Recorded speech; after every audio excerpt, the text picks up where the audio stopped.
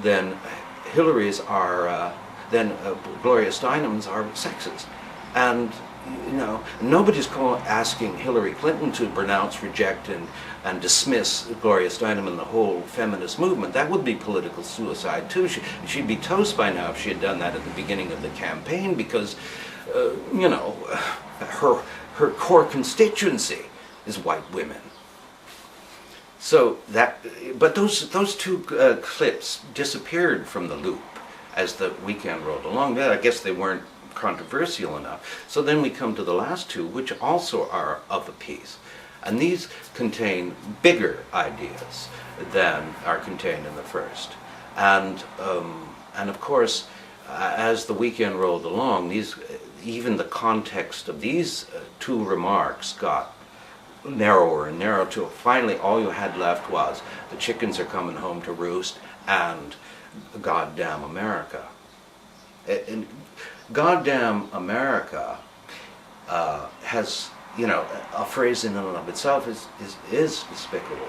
But within the context, even the context I saw of that tape, it's a different kettle of fish. In that context, he's raising some big ideas. One big idea in that context is God. Another big idea is God made man, Jesus Christ, and what Jesus Christ said in the Bible, that to individuals, blessed are the meek, for they shall inherit the earth. Do unto others as you would have them do unto you. Love thy neighbor as thyself. Feed the hungry. Clothe the naked. Comfort the sick. House the homeless. The least that you do to these my brethren, what you do to the least of these my brethren, you do unto me. So there's an injunction to the individual, all of God's creatures, to follow these precepts, and then you'll find out in the end whether you're blessed or damned. And so there's that idea. Now, men invented countries. God didn't invent countries, and I personally, I don't know anything about God, but I would like to think that God doesn't condemn or bless countries. He does that with individuals, and he waits till their life is over before he does that. And naturally, countries want to think that they are blessed, so that they will ask to be blessed by God, or they certainly don't want to be damned. But these are two more big ideas that Jeremiah Wright is throwing out: blessings or damnation. And who are we to know what God thinks of our and in terms of nations, every nation has a past. Every nation has, in terms as they grew, they displaced the native population, a form of genocide, and they marginalized that native population, or they made them go away as they. And in both Canada and the United States, both First Nations populations, what's left of them, have been totally marginalized. And then, of course, as nations in the past, many nations have a history of enslavement and discrimination against the caste system in India, and so on and so forth. And that's not something that you think God would look upon with too kind of vision. 200 years of institutionalized slavery in the United States, which led to one of the bloodiest wars, pound for pound, in the history of the world, and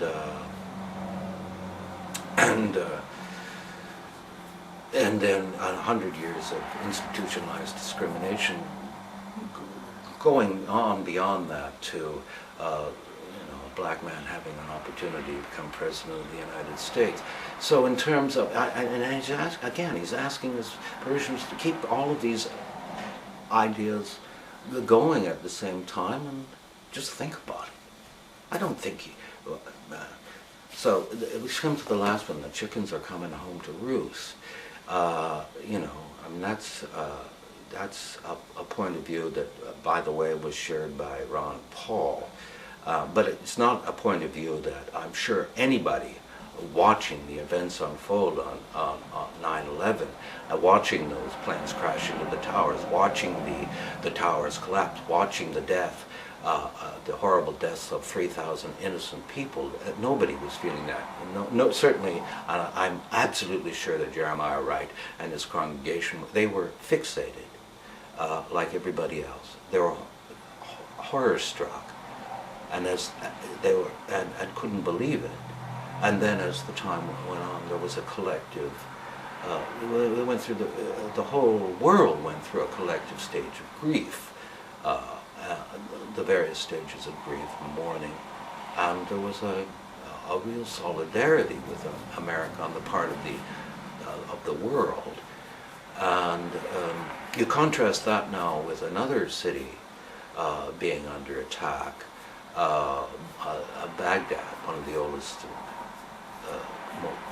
greatest cities in the world, and it, you know, it started being bombed in the first Gulf War, and then Clinton bombed it a bit, and then basically the war of liberation to liberate the Iraqi people from Saddam Hussein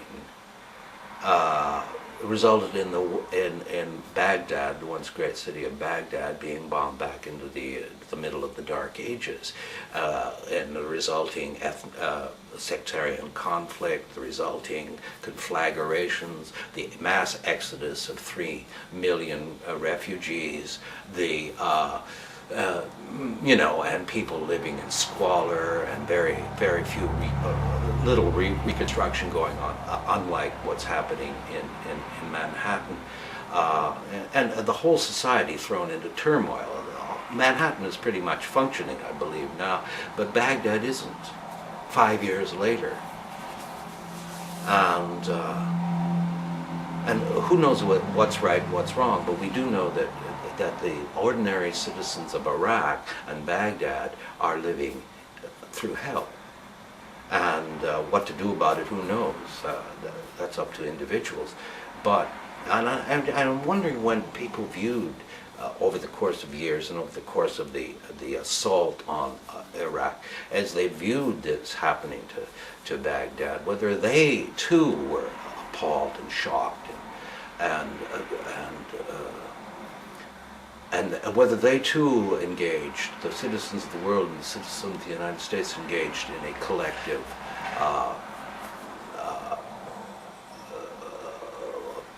mourning for the fate of not just 2 buildings or 3 buildings and a couple of planes and 3,000 people, but an entire city and hundreds of thousands of people.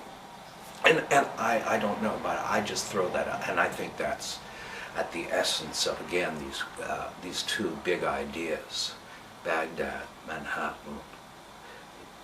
Maybe some Americans thought that Saddam Hussein's chickens were coming home to roost, and maybe there are some people in the world who did think that America's chickens were coming home to roost because of their foreign policy. But we're not, I don't think